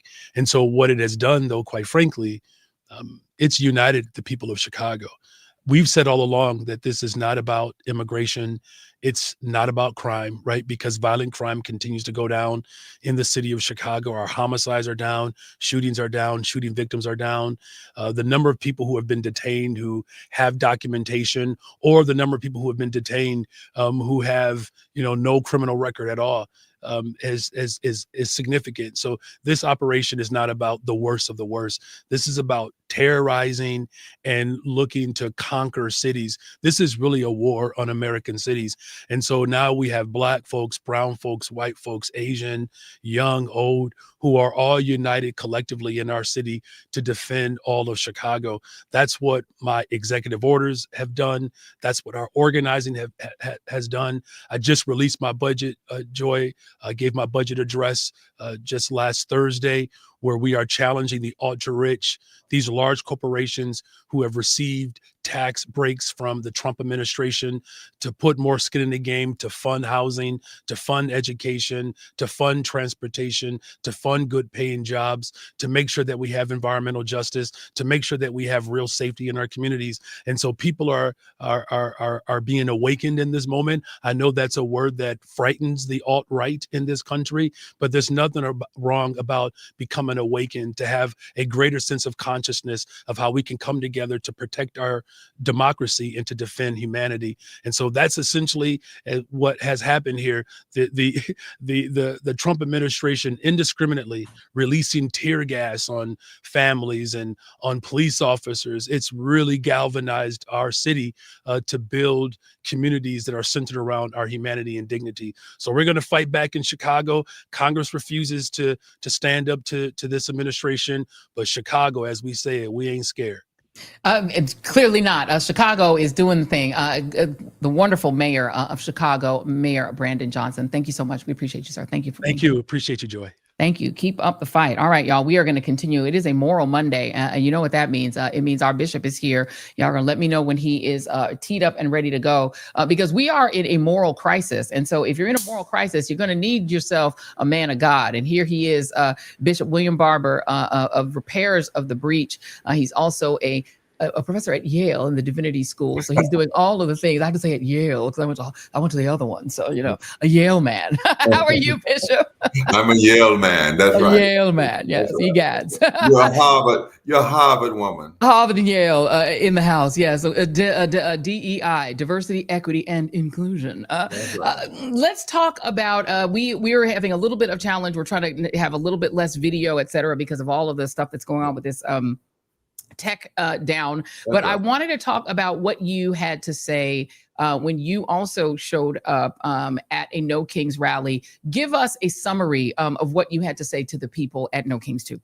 Well, number one, 250 years ago, we were wrestling with similarly trying to get unattached for a king. And even though that was not perfect, and, you know, the same people that were getting unattached for a king had slaves, but it was the reality of this country. 250 years later, here we are again.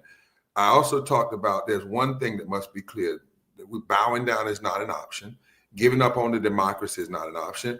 And we have to have moral fusion. I talk about being white and black and brown and red and yellow and gay and straight and trans and north and south and poor and rich and all. But we have to say we aren't going anywhere. Look, we ain't going nowhere. And that we have to have strong nonviolent resistance in every form. I like what the mayor said. I want to talk some about that. I got some ideas about economic as a form of nonviolent pushback. And we have to understand that part of the reason we have mass gatherings is not because after the gathering everything is fixed, but the gatherings say we ain't gonna stop till it gets fixed. The gathering gives people mass imagination so they can reimagine what's going on. And it gives them mass courage because people can see that they're not alone. And finally, what I said, Joy, is there are some things we have to be indivisible on. There's something we can't, look, we have to be indivisible, united and indivisible on the Constitution is what guides us, not a king. Establishing justice, providing for the common defense, promoting the general welfare, ensuring domestic tranquility, equal protection under the law. There's no play in that. That we're indivisible on that. We're indivisible on the fact that healthcare ought to be a human right. And you don't shut down the government because you don't want people to have healthcare. We have to be indivisible. There's a place in which the pain must unite us, and we must organize the pain. I keep saying if 16 million people are losing their health care, that ought to be 16 million people we organize to vote next year. You know, the closing was about us being indivisible and what has happened down through history when that has happened. And it was a charge for people not just to come to a rally.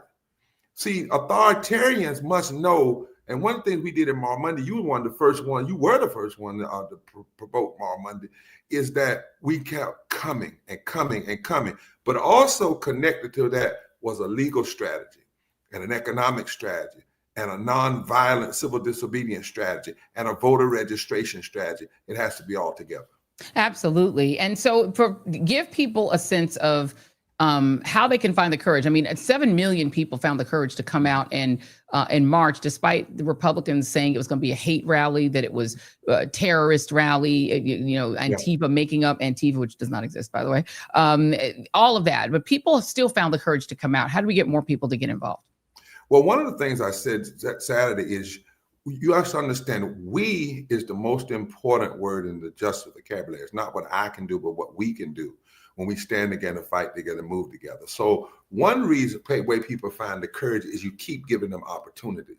You don't stop. So in November, I'll announce it here for the first time, Ezra, who's working with Indivisible, we've decided to connect Indivisible and Moral Monday in November, just before Thanksgiving, and call for a massive national Moral Monday for people of faith. Clergy have got to get in now to give people courage. Clergy need to be out there. Your members need to see you, whether you're Jewish, Muslim, Christian, whatever, in the street, people of faith. The way people get courage is those that came have to call others and say, I was there, and bring people out and understand that, again, the coming out is the way you keep saying no. It's like in South Africa. They didn't win every time they marched, but they never stopped marching.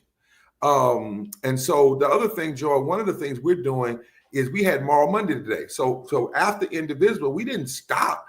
This Monday, 12 southern states plus Pennsylvania, Ohio, and California, clergy with impacted people and caskets went to the Senate offices to have pray-ins. Now, guess what they did, which lets us know that we got a lot of power. They locked the doors. In North Carolina, literally, Joy, the Bud is in a building. Senator Bud is in a public building. He got them to say it was a private building. At 9 o'clock this morning, it was a public building. Everybody's going in and out. We had people watching it. At 10 o'clock, he got a sign put out saying this is private property. We knocked on the windows. We had people in wheelchairs. We had people with multiple sclerosis. We had impacted people. We had clergy knocking on the windows saying we want to come in. So they didn't let us in. So we prayed there. But the media saw that. And we were clear that our praying is not the kind of praying where we're going home. It's the kind of praying that bishops and ministers did in South Africa when they said praying here is a sign that we're staying here. We're not going anywhere. We're going to fight. And at the same time, Joy, while we were there, the Senate in North Carolina, right, is redistricting, right? They're doing this redistricting. And the redistricting is so ugly that they are now trying to go after the black belt in North Carolina and change it. So we had people there.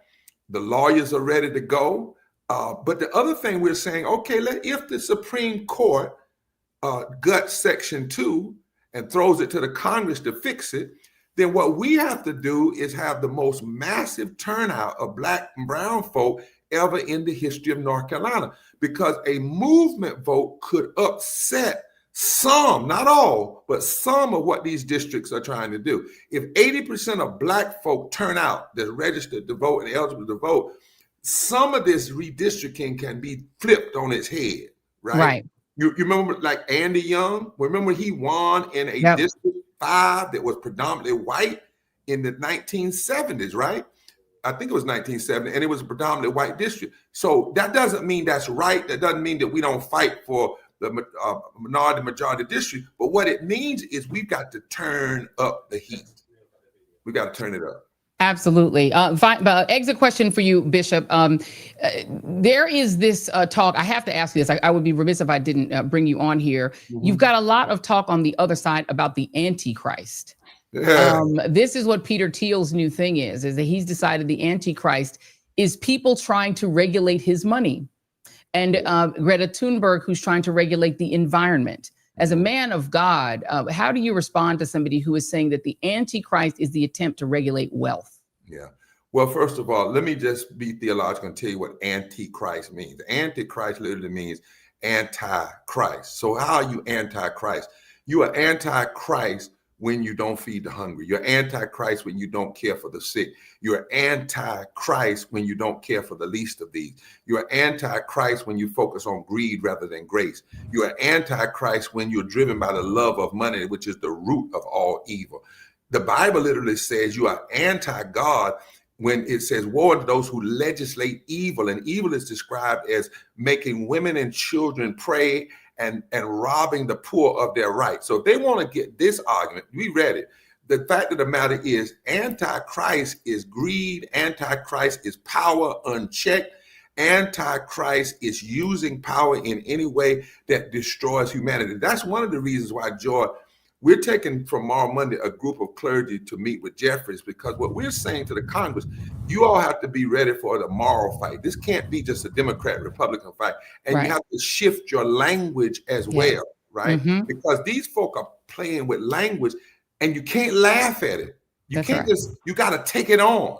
So Antichrist is actually, you're Antichrist when you're doing the kind of thing Trump and them are doing. You're Antichrist when you're stealing people's rights. You're Antichrist when you're robbing from the poor and the working class and giving to the wealthy.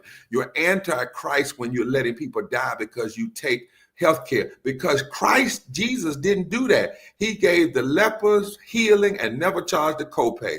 So look, we need to really have, and I'm glad you asked that question, because we have got to take on this stealing of language and allowing them to play with it and say, no. You if you want to step over here in this moral ground, then it's going to be a battle we will take you on. Amen. Bishop William Barber, our friend of the show. It is a Moral Monday. Thank you, my friend. We appreciate you always bringing the good word to us today. Thank you so much. Take care, Joy. Thank you so much. All right, let's quickly pay some bills, guys. As American women are finding out the very hard way, control over your body, your reproductive choice is not guaranteed in this world. And outside the United States, in some places, it never has been. That's why I am so proud that we at the Joy Reid Show have a new sponsor, MSI Reproductive Choices. They are a nonprofit that provides reproductive health care in 36 countries outside the US. Now, I've been learning about their work, and you know what really hit me? In sub-Saharan Africa, 4 million teenage girls drop out of school every year because they get pregnant. Now, let's get real. Teenagers everywhere are going to have sex. It is just human nature. But in too many places, these young girls do not have enough access to birth control. No options, no information. Once they get pregnant, most never go back to school. In fact, only 5% ever do. Most others actually risk their lives. Many others actually risk their lives trying to end a pregnancy. And a tragic number of young girls die as a result. But there is hope. MSI Reproductive Choices is out there doing the work, traveling to remote places to bring girls contraception, healthcare, and control over their futures. And with USAID gutted, their work has never been more important. MIS Reproductive Choices, they're the real deal. Charity Navigator, they are a Charity Navigator, and Charity Navigator, and Candid, these two rating agencies, both rate MSI at the highest place for quality, efficiency, and impact. Now, here's how you can help. For just $26, you can give one girl contraception for 4 years. That is 4 years to stay in school, follow her dreams, and build her future. So just, if you want to help, all you have to do is give tax-free at msiunitedstates.org. You can also text REID, my last name, REID, to 511-511. So in the US, you can go to msiunitedstates.org for tax-deductible giving. That's M for modern, S for safe, I for informed, msiunitedstates.org. You can also text my last name, Reid, that's REID, to 511-511. Text Reid to 511-511. Go to msiunitedstates.org. Let's give these girls a chance, y'all. Text fees may apply. Okay, back to the show. So as promised, there are many reasons. There are many reasons to really be concerned about our federal government. And one of them is that they are using and weaponizing all of the tools of government, including one of the newer ones, social media, against Americans. I want to go through this story that I'm sure a lot of you guys have heard that happened to a young TikToker. In my final 10 minutes, I really want to talk about it. The Department of Homeland Security, over the last couple of days, they've been zeroing in on a group of young they're kids for all that you can tell by looking at them, certainly more kids than the Republicans who were tweeting, "I love Hitler," who were in their 30s. And they've been using this massive platform, the Department of Homeland Security's official X-Twitter account, to deem these young people, they're young men, young boys, as the JD Vance, the vice president, says the 40-year-olds that are in his little young Republicans group, these guys are really kids. And they're deeming these young men to be physical threats to ICE agents. So this all started, as many things in the Trump regime do, with a tweet. We don't have it to show right now, but when we have it, we'll put it up. So basically, this tweet went up the other day that accused this group of young men of threatening ICE agents. They also linked to a video that they say they took from Twitter that they're claiming that he and the friends made, that they say was a threat against ICE agents. So here's the tweet from the Department of Homeland Security. That was the tweet. Now, y'all saw it. You saw it on my social media. You saw it everywhere else, right? There's also a video, which we'll play without the sound once we pull it up. We can't put the sound because we're going to have to take the sound off the thing we played earlier. You can't have sound on YouTube because they will immediately pull your video. But they put up this video and it says in the video, "We're coming for you," something like that, against ICE. They posted that video with the threat that you saw in their post saying, we're coming for you, basically making a threat that, we're going to come after the people who posted this thing. But then an astute tweeter actually noticed that the video that was playing had different music on it, but it looked exactly like a post that is still on this young man's account. It's not on Twitter, it's on TikTok. It's still on his TikTok account. And this older video is from June 22nd. Now, if you remember what was happening in mid-June, the Trump regime bombed nuclear sites in Iran. And when that happened, a lot of content creators, particularly on TikTok, were making posts that were about potential World War III. This became like a trend. It was actually a really popular trend. So the young man not only posted one video jumping on that trend, he posted like 4 of them. He really got into this trend. He was really into it. So he posts on that trend. That was what this sort of, smart Twitter person noticed, that he had posted previously on that trend. And that one of the videos that he posted looked a lot like this video, but with different captions. And then this young man came out and he posted a clip on his TikTok account saying, it wasn't me. I didn't do it. I did not post that. This is an old video of mine and I didn't post this. Okay. So let's see if we can play, hold on, let me go back and let me try to find which one we want to play now, because I want to try to get his defense of himself. This is H4, if we have H4. So that is the smart Twitter person that actually found and said, there's something off about these videos, right? So H4 would be his own defense. And this is okay, well, let's go to H5. Let's go to H5. So I'm getting these mad messages from my DMs and social media and on my comments. And I randomly get a text message talking about a recent video that was posted in my account. I was like, what are y'all talking about? By the way, I'm sick, so if I sound weird, yeah. I get threats daily on IG and everywhere all over my social media all of a sudden due to an old video I posted months ago about Iran. Iran, that was not to be a threat. It was literally a joke, bro. Like, seriously, it's just content. Anyways, once I seen that video that was posted on my account, then I was like, what the fuck? Well, didn't I post this like months ago? Then I seen the caption, and then I was like, wait, I didn't do that. I still got the video saved on my draft from months ago on TikTok, bro. I'm gonna pull it up right here. Now, here's the fucked up part.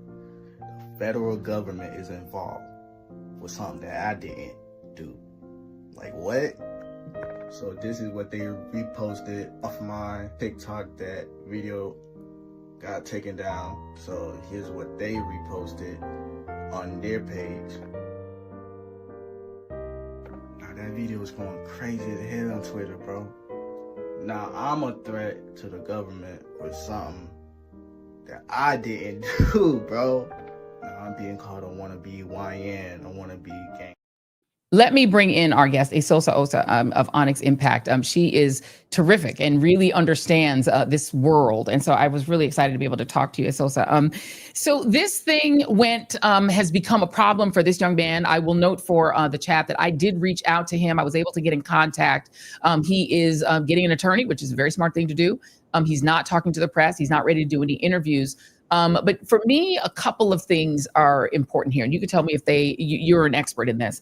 Number one, it really frightens me that the federal government, that the United States, the Department of Homeland Security, this big federal agency, is going into individual, social media users' posts and posting this person who's not been accused of anything, posting them, putting their face, their Twitter handle and everything, exposing them. He says he's gotten death threats, and without charging him with anything, just dragging him into the public sphere.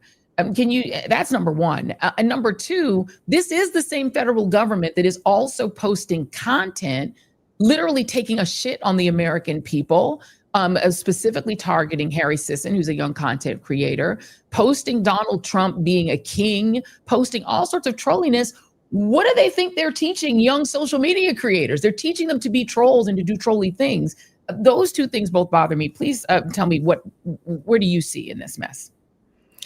Thank you so much, Joy, for having me on and talking about this important issue. First, I want to say that I am praying for that young man's safety, and we must continue, even regardless of what others do, to condemn violence in all forms at all times. And so, and we also have to be clear-eyed about what is going on, right? And what we are seeing is fundamentally DHS trying to distract from extremely, extremely poor press of and viral footage of ICE agents causing harm and terrorizing communities, particularly Black communities, right? They are being called out for very real videos of active harm and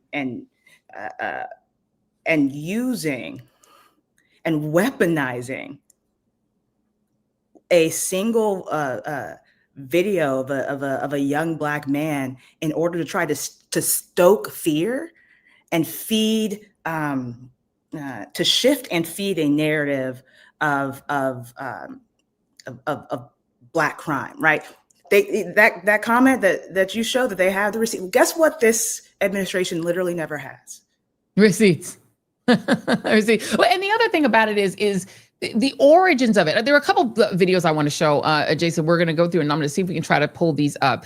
There's a couple of things that I want to show because I think there are a couple that are important. Number one, I wanted to show a video of just sort of what he normally posts. This was a young man who really didn't post a lot. And I think for all of you young folks that are out there using social media, know that if you post stuff privately to your friends, it can still be found. If you're doing anything private, we do not know. And he says he did not post this video, and there's been no proof that he posted it at all. There's a weird sort of caption on it that really matches his first Iran post where he says, "Iran, we're coming for you." And then this one has this sort of cartoonishly evil, ICE, we're coming. It is very strange. Some of it is very strange, but he also mostly posts like goofy videos, right?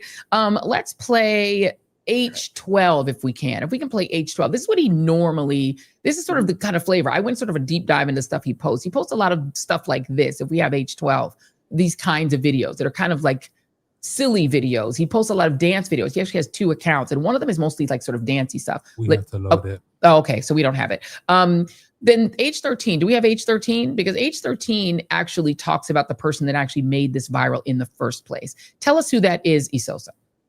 So what we've seen is again, in order to try to distract from very, very, very real scrutiny and pivot and change the narrative, we've seen far right influencers like the spokesperson for Turning Point USA consistently uplift videos trying to push a false narrative of far left folks trying to incite violence, and we just have not seen any evidence that is at all some type of widespread strategy, right? But we have seen this pattern. We have seen this pattern by this administration over and over and over again. When ICE or law enforcement is under scrutiny, they pivot to stories that will blame Black people. They pivot to stories that will blame young Black men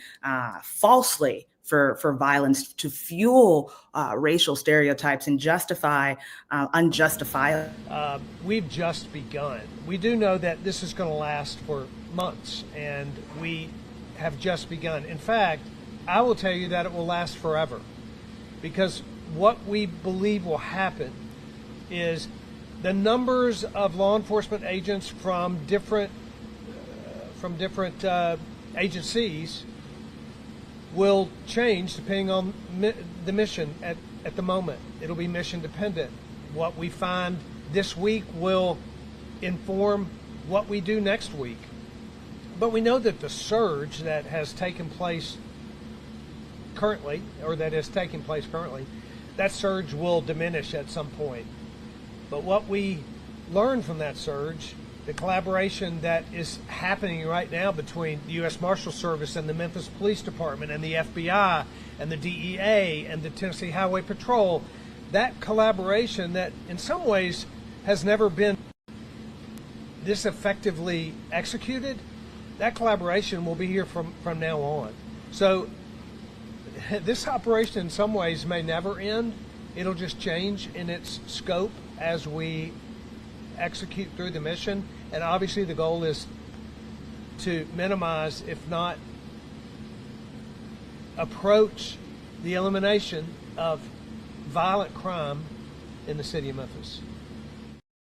So unfortunately, that was the governor of Tennessee, and it just wanted to play. It decided, good old Riverside decided it just wanted it to play. But let me let you finish your thought, because what we did have is Turning Point USA. And that is the thing that when we spoke earlier, Esosa, really sort of struggling like, oh, Turning Point again, because their purpose is to cause, sort of recruit more young white men, mostly to be white Christian nationalists, to be conservative. But also they are one of the megaphones for the MAGA right. So you're saying that they are going through people's TikToks, looking for things that they can amplify, that they can then repurpose as threats against ICE? I am saying that if you look through their accounts, that one, you are correct. They have a massive digital media infrastructure and the ability to take a narrative and push it over and over and over again for a very long time in ways that, progressive apparatuses just don't yet. And so when you're looking at these particular accounts, you see a lot of the same type of narrative and video that is trying to weaponize racial stereotypes, trying to increase political divisions and highlight and try to make individual instances seem like something far more widespread. It's also, we're out of time, but tell us about this report that you all have out at Onyx Impact that is talking about some of the real dangers in social media. It feels like social media has never been more dangerous because now you have the federal government also weaponizing it. Talk about your report. Exactly. So the Blackout Report by Onyx Impact is the most comprehensive analysis that we have to date of the real world harms and impacts that have been perpetrated against Black communities this year under the false guise, under a disinformation campaign meant to erase, distort, and suppress Black progress. It is all about using this term DEI as a smokescreen. But when I say real world costs, what do I mean by that? I mean, they are using that term but behind closed doors, cutting $31 million in funding for Black kids with asthma in neighborhoods that need help with air quality. Right? They're cutting tens of millions of dollars for maternal mortality. They're cutting nearly $10 million in grants for sickle cell disease research. And I've said that my little brother suffers from sickle cell disease, and to say that there's no justification for that research, right? Because it's not enough of a return on investment for a rare disease that just happens to impact Black folks, right? This is an attack on Black health, on Black wealth, on Black progress. We have seen hundreds of thousands of jobs lost. We are looking at the highest rate of unemployment for Black Americans since COVID, right? And all of this is happening using this smokescreen term to try to distract us once again from their real goal, which is to gain illegitimate power and control. We are seeing that just this past week with looking at the attempt to take down the Voting Rights Act, right? This is not just about changing history. This is fundamentally changing the manipulating the present and trying to stack the future for opportunity and stack what America looks like moving forward. So I highly recommend folks go check out the report at blackoutreport.org and read through, because if there's anything that we have that they don't, it is receipts. Right. Yeah. And so please read through the report and read through the database and use it to uplift and amplify their tactics and strategies. Blackoutreport.org. We're going to put the link in the description of this show. Thank you so much, Esosa Osa. We always appreciate you. Thank you, my friend. I appreciate you. Thank you so much. Thank you very much. All right, y'all. That's it. You've got your homework assignments. If you are in one of these states where there are elections coming up, there are members of Congress where they go up every 2 years. So you have an opportunity to vote in these primaries. The primary is where your power is, because in the primary, you pick the candidate that is going to go to the finals. By the time you get to the general election, that's when you're stuck just voting D because the R's are cuckoo crazy and all bending the knee to Trump. You have to vote in the primary so that you can have your best possible choice. Make yourself heard in the primary so that you send your best candidate into that general election, because when it gets to general election time, it's time to just man up or woman up and just vote D. The Democratic Party is not perfect. I have a lot of problems with it. We have an interview with Karine Jean-Pierre coming up on this show very soon where she has left the Democratic Party. I am 1 foot out the door myself. But in a general election, I'm going to pick the D every time over the R, because the Republican Party is embracing people who praise Nazis. On Wednesday's show, we're going to talk a little bit more about this, about the candidate for a very important office in the Trump administration who said he's got a little Hitler in him. He's got a little bit of Nazi in him. He's a little bit pro-Nazi. He's a little Nazi, and he's up for a big job in the Trump regime. We're going to talk about Marco Rubio literally defying deals that were made with MS-13 gang members because they told on the president of El Salvador. They were doing dirty work with the president of El Salvador. They then turned on the president of El Salvador and were giving information to the U.S., to our Justice Department. Marco Rubio sold them all out. We're going to talk about the military bombing fishermen. The president of Colombia has called the U.S. murderers for killing fishermen, literally dropping bombs on fishermen. We're going to talk about all of that stuff on Wednesday. We have a big show on Wednesday, but you've got that same government weaponizing social media against you. So be very careful on social media. Be careful what you post. They can find anything, but vote, because by the time we get to the general, you just got to team up and just vote D. So in these primary elections, you get a chance to choose your fighter. Choose your fighter. Make sure that you vote. Don't miss it. Don't give your power away and then get stuck with the lesser of two evils because you're not happy with who won. Ask the people in New Jersey. You could have had the mayor of Newark. You could have Ras Baraka. Now everybody's like, I don't know if I want to vote. Now you got to vote for the boring white lady. Now you got to do it. You have no choice because you had a choice in the primary and you didn't do it. If you skip the primary, you just got to vote. Same thing in Virginia. People, if that wasn't the candidate you wanted, too late now. You're going to have to vote for her, because if not, you're going to get that wacky lieutenant governor lady, Winsome Sears. Those are your choices. Jay Jones, you're mad about his texts. Too late. He's the AG candidate, and the other guy running for AG will not stand up to Trump. At this point, choose your fighter. You just need to vote for Jay Jones. I'm sorry you don't like his texts. Sorry his texts make you upset, but you don't have a choice. We have to fight the regime. That is your only mission. So vote in these primaries. Make sure that if you're in Texas, if you're in Illinois, if you're in Mississippi, get out there and vote. Thank you all for watching the Joy Reid Show. Please be sure to hit like and share. Thanks to everybody who tuned in the chat. Big love for everybody that are team TJRS. Leslie Young 7192. Thank you very much for letting everybody know to hit the like button, hit the share button. We love you guys and see you on Wednesday. Thanks for watching the Joy Reid Show. We're not going to play music. I'm just going to pretend like I hear it, and I'm going to sway like Donald Trump did when he pretended to play music. Oh, wait, we have it? Ooh. Oh, well, no music. I'm going to sway. Bye, y'all. See you on Wednesday.